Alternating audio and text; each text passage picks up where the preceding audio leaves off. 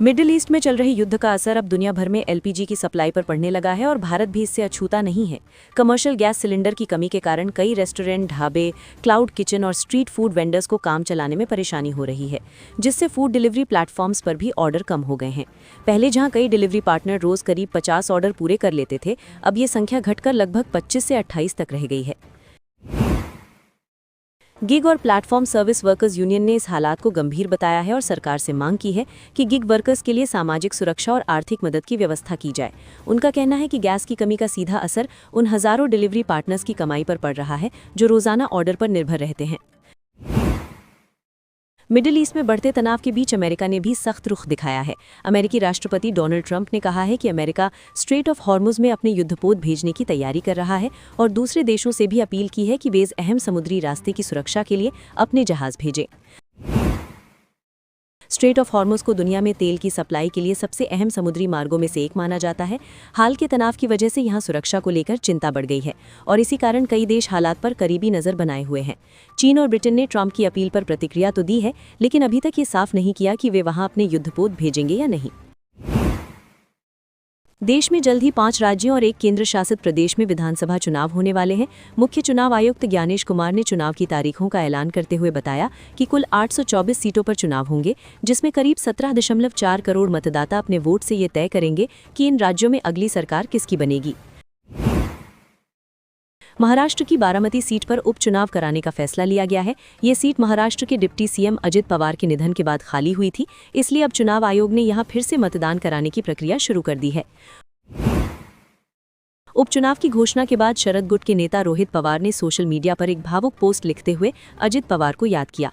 उन्होंने कहा कि शायद किसी ने भी कभी नहीं सोचा था कि बारामती जैसी सीट पर इस तरह उपचुनाव कराने की नौबत आ जाएगी। रणवीर सिंह की फिल्म धुरंधर के बाद अब इसके दूसरे और तीसरे पार्ट को लेकर चर्चा तेज हो गई है। मेकर्स फिलहाल धुरंधर 2 की रिलीज की तैयारी में है और इसी बीच खबर सामने आई है कि तीसरे पार्ट यानी धुरंधर 3 की प्लानिंग भी शुरू कर दी गई है।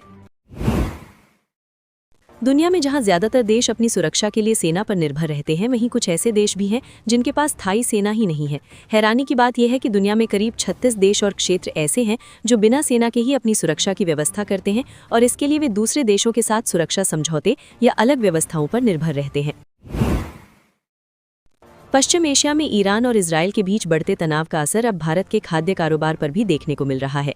खाड़ी देशों को होने वाला अंडों का निर्यात प्रभावित होने के कारण देश में अंडों की कीमतों में हाल के दिनों में तेज गिरावट दर्ज की गई है।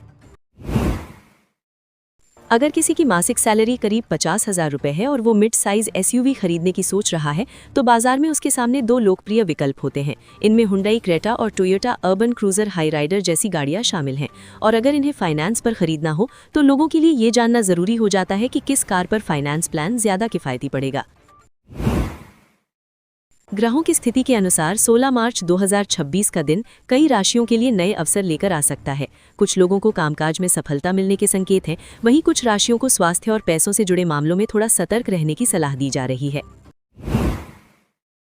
रसोई में गैस चूल्हा सस्ता है या इंडक्शन चूल्हा, इस पर अक्सर बहस होती रहती है।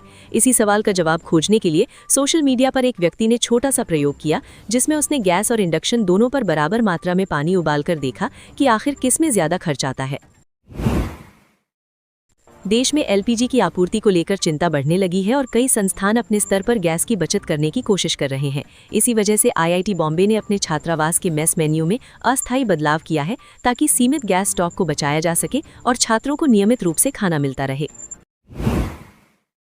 देश में चुनावी माहौल बनते ही कई नए मतदाताओं के मन में ये सवाल उठने लगता है कि अगर उनका नाम अभी तक वोटर लिस्ट में नहीं है तो क्या वे वोट डाल पाएंगे या नहीं।